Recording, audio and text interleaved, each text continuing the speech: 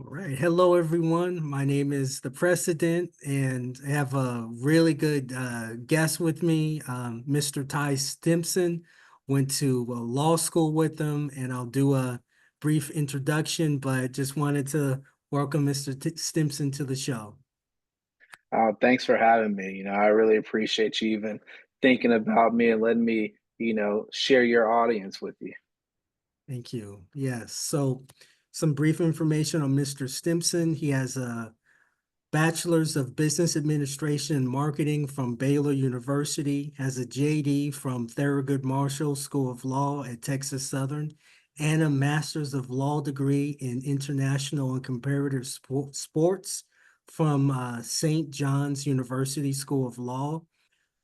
He was a graduate attorney intern for the National Football League, assistant district attorney, assistant criminal district attorney, trial attorney at the Patterson Law Group, and is currently a partner at the Van Geese Somerset. Did I say that correctly? Varghese Somerset. Varghese Somerset. There you go. And some of his volunteer experience includes working at a local food bank, the Boys and Girls Club, Young Men's Leadership Academy, advisory board member, leader and chair of the Criminal Justice Committee of the City of Fort Worth Race and Cultural Task Force. So he's very involved in the community, very experienced attorney. And so just happy to have him here on the show. And I'll go ahead and get into the first question here. So, how has your diverse legal career from the NFL to becoming a partner contributed to building generational wealth for your family? That's a great question. I think just kind of like in all aspects of life, your experiences kind of help mold you to the person that you are, but also helps mold you to the person you're going to become. And I say for in the context of being able to, soon and hopefully sooner have the generational wealth is you meet so many different attorneys and other different people in different walks of life to where the network that I've been able to establish essentially from coast to coast from my time in the NFL, from the time as a prosecutor, people move seats, people move practice areas, people ascend in their career, people become decision makers, and it makes me being able to navigate the system, be able to provide better service to my clients because of the relationships I've established. But with anything, those relationships that I've established as a part of my professional network, there's a cost effective to it that now that, hey, I can go to a client and say, no, I'm worth XYZ because of all of these life experience or because of my Mm. reputation or because I know these people. Yeah. That really makes sense. Like it's kind of like I saw this saying that said that, when you pay an attorney and just when you pay a professional, what you're really paying for is that experience. So even if it only takes them like an hour or 2 hours, you may be like, hey, that only took you like an hour or two. That seemed easy. But what you're really paying for is that experience that they have to be able to do that so efficiently and so well. And that really makes a difference. Right, right. Or I think another saying, the way I've heard it too, is that, some people know the law, but then some people know the judge. That's a good way to put it. Yeah.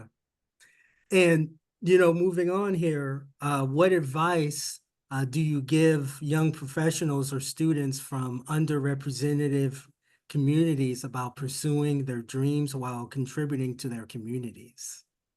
I always say, never forget where you came from Mm. and find your why. Some people's why or some people's purpose is going to be different. I mean, it's always different. For me, community has always been important to me because my community invested in me to help me get to where I am. And it may not have been, the normal person, but it might have been the person who looked the other way when I wasn't on the right path, or it could have been the person that gave me lunch money that day to make sure that I was fed, or the coach who gave me a ride home because they knew my mother wasn't available. So your community has a wide way of playing a part in your upbringing and your success. And so I've always wanted to give back to the community. And community is such a broad term, right? It doesn't Mm, necessarily mean, the neighborhood you grew up in. It's the community of where you live and where you plan to raise your family and be a part of. And so I always say, you're only good as your community. So, what does me no good to be able to be successful, to be able to have the resources if I'm not pouring back into the community that what makes it possible for me to provide for my family.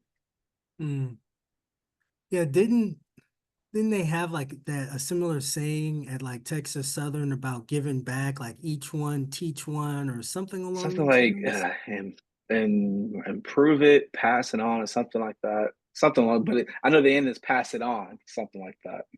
Yeah, and for me, like you're the embodiment of, well, you epitomize that is what I'm trying to say. I mean, just from giving back to everything that you've done with the community. I mean, because that's so important, just giving back because that helps other people come along. Because what's the point of making it if just closing the door right behind you? You want to leave that door Right. open to help other people come up too. Right. I heard Tyler Perry say it one time, so I try to steal it whenever it fits. But he says he's lifting as he's climbing. So Mm, as you're climbing the ladder, you still can lift people up with you. yeah, that's a perfect way to put it. I really like that. And how do you effectively balance your professional career, family responsibilities, and extensive volunteer work? That's a great question that I still try to find the answer to. I like to think I have balance, but sometimes I realize that the balance isn't as good as I think I have. But I would say, and I don't just say this just to say it for the likes or clicks or views, but I am who I am, and I'm able to do what I am because I have a strong, supportive wife that Mm, helps me stay balanced, but also supports my dreams. My dreams are her dreams are my dreams. If she wins, we all win. If I win, we all win, and we're always rowing in the same direction. And so I think that's what not only keeps me grounded, but that also gives me the purpose and also the motivation. mm. I understand exactly what you mean, because having a good woman in your life, just a good partner, it really, really makes a difference. And how you said, like going in the same direction, having someone right there by your side, I mean, they can really build you up and you build each other up and you really make each other better. And that's what it sounds like you have. And that just makes me happy to hear that too, man. Yeah. Yeah. Sorry if you start hearing my daughter, she just got out of her bed, so she's kind of roaming the hallway. So It's all good. Yeah. Yeah. So with all that being said, like what habits or routines do you have for your own self-care? Because I know it's hard, like trying to balance your volunteer work, being married, being a father. So how do you go about that? that's been a challenge. I try to use, I like to play golf. Do I get to play as much as I would like to? No, but I kind of use that as a reward to myself to carve out that time to play golf.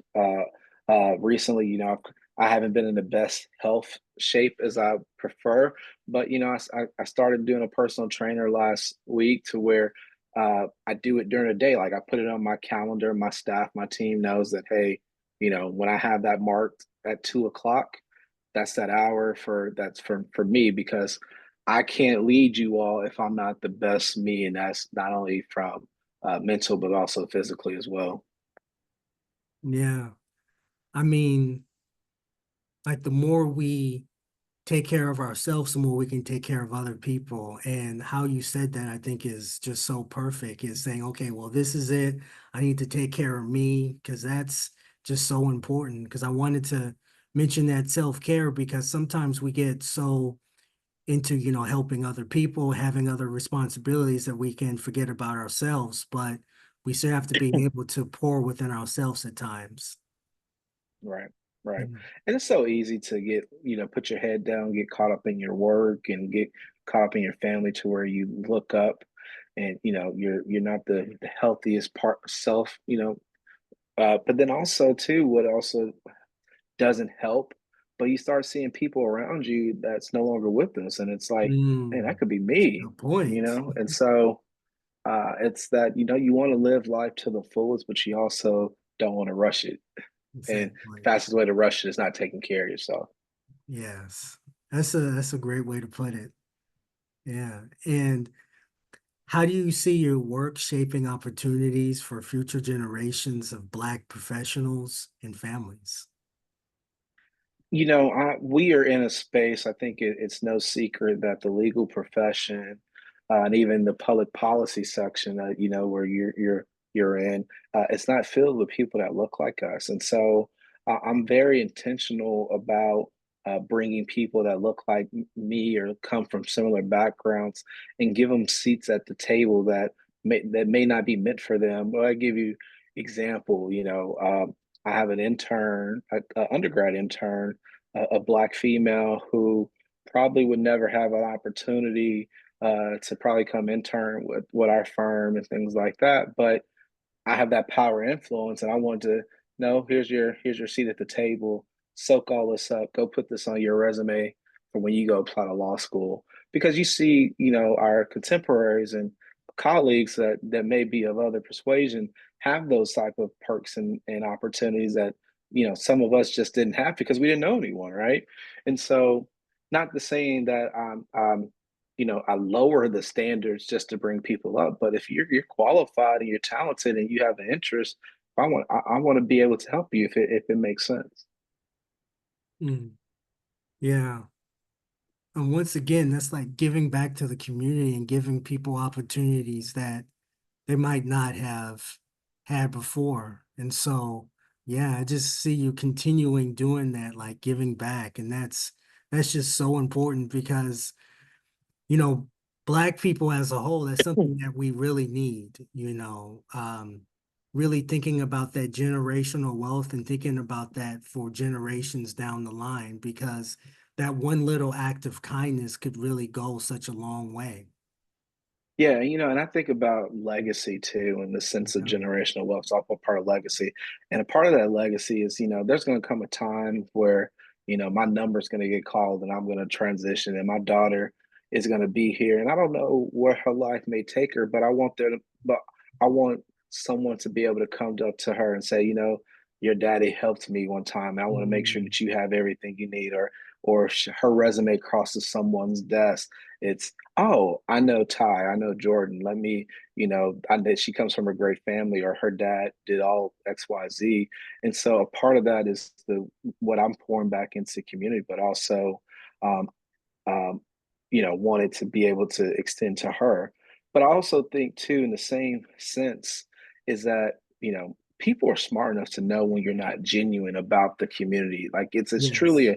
a passion and calling to where if you're just doing it to check a box or to bolster a resume, people see that. They know that. They may accept it, but they won't give you that love and admiration that comes with when you actually are invested from a heart standpoint. Mm, I agree with you 100% on that. And I just wanted to know too, like, how do you think our conversation ties into creating, generational wealth and breaking generational unhealthy habits? Because I feel like there's some unhealthy habits that some generations have learned. And so, how do you feel like this conversation and what you've done in your life has done to kind of break some of those negative cycles? I think the mere fact that we're having a conversation is the step towards it. We as black men, we don't talk to each other a lot. That's Mm, traditionally it's we keep everything bottled up. We don't share problems or issues. Whereas by being able to have conversations and just check on one another, you may be going through something that I've been through, and I can help you navigate it through, or and from a sense of business and generating generational wealth, there might be an opportunity that I part of that might be a fit for you. I think we as a community, we as black men need to remember and know that we all want our slice of a pie, but because I get a slice doesn't mean that we're going to run out. It's metaphorically that the pie is big enough for us all to eat, and we get so caught up in looking at what the next person has, rather than saying, man, I'm happy for you, brother. Let's, great job. My term is coming. I want you to celebrate me just like I'm celebrating you when my time comes. And I think as long as we're doing that, we're going to build up our families, we're going to build up our communities. But in the same sense, you know, there's, as you're growing, I think your family needs to grow with you. Then because if your family's not growing with you, what are you really doing? I Mm. think I remember a line from a Jay-Z song. He said, "A man that don't take care of his family can't be rich." Yeah, Uh, was that on 444, I or four, think? four, yeah, Yeah, yeah, yeah. And that actually that's great because on that CD, I think he had like a song called Legacy. yeah. Yeah, and so that's like essentially what we're talking about right now, just leaving that positive legacy and just I feel that it's even like leaving that blueprint for that next generation to be successful. I was watching this thing on YouTube the other night on Rockefeller on how, he set up these irrevocable trusts for his family and tried to create some of that generational wealth because that's one of the things we haven't been able to do as Black people is really have that old money, like that Rockefeller, Carnegie money. So we've had to create that more recently. And so creating those wealth habits and not just wealth from money, but I feel like there's wealth in investing in your family, wealth in being a good father, wealth in, like taking care of yourself, wealth in taking care of your community. So even if you don't have money, you can still create some type of wealth that isn't just money. And that's how I feel like we should look at it as Black people. Right, 100%. I think it's called the social capital. You Mm. can develop social capital without, investing a dollar. You're investing your time, which may ultimately affect your dollar, but that social capital is just like the political capital that you get by investing in people, investing in your community. And I think, this may not be the conversation for this particular time, but one thing that, I tell people, one of the fastest way to create generational wealth that passed down is life insurance. A lot of people don't have simple life insurance, and the transfer of wealth in other communities happens in the form of life insurance. And I think if you, as Black men, if you take the time to see the cost of what it may, to get $1 million or $2 million worth of life insurance placed on you, you would be surprised in knowing that, hey, you're setting up families behind you just for a relatively nominal expense, in addition to whatever else you may leave behind. But I Yeah. think we have this mindset of not taking everything with me, or I'll have to put in the hard work. It's I don't want my daughter to work nearly as hard as I had to work, because if she doesn't have to, I'm not saying I don't want her to have a work ethic, but the things that I've had to work for, me and my wife had to work for to get it, it shouldn't have to be that hard. As you said, the blueprint should already be there to where, because your last name is Stimson, you're going to reap the benefits from this. Yeah, I love that because that really should be the goal is to make things easier, not necessarily harder. Like you want someone to be able to learn the lessons of life, but not have to struggle the way that you did, because I've looked at that too, like just trying to, because I like to serve the community too, just trying to make things easier for the next generation. Be like, hey, you don't have to go through some of the things that I went through, and here's some game on things that I learned, so maybe you don't have to go through those same pitfalls, like things like that. So, yeah, that's a very good way to put it. Yeah. And I just wanted to say too, this last point here, you have a podcast, and I wanted to know if you could share a little bit of information if you'd like on your podcast.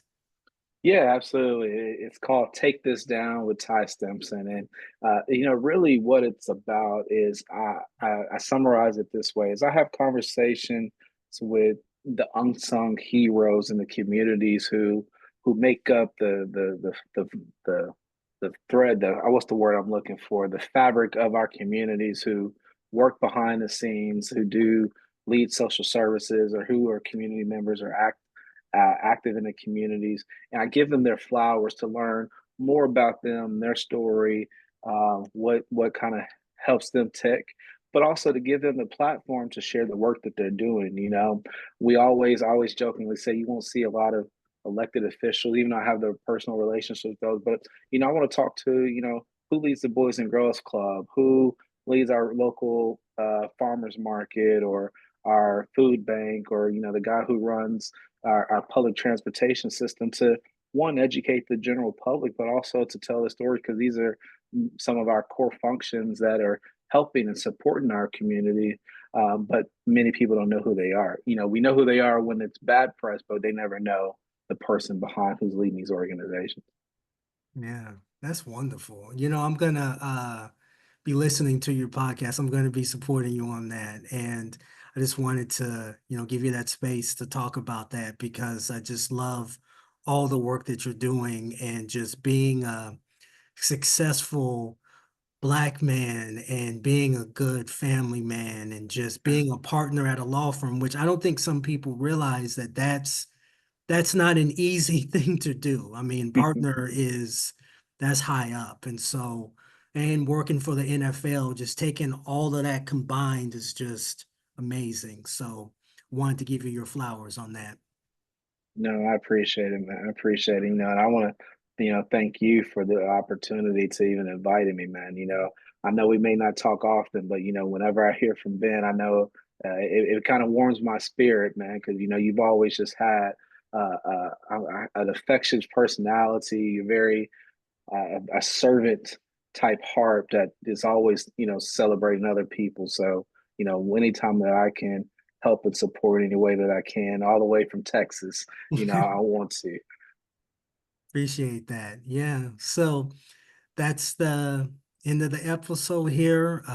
Great to have you on, and maybe we'll even have a part two if you'd like. And we'll Hey, just you take it just from let me there. We'll know. keep in touch, and thank you everyone for joining. All right, thank you again. Okay. All right. I appreciate you.